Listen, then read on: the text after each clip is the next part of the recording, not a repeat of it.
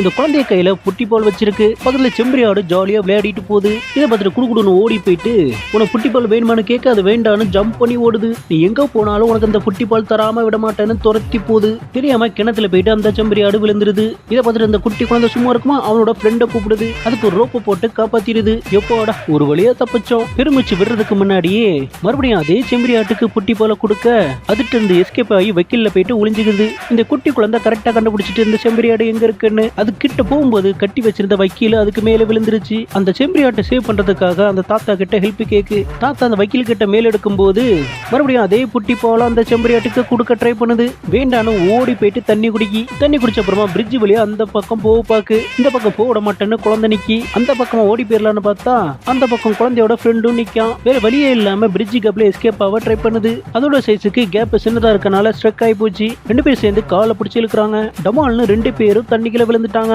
இந்த கதை உங்களுக்கு பிடிச்சிருந்தா லைக் பண்ணுங்க.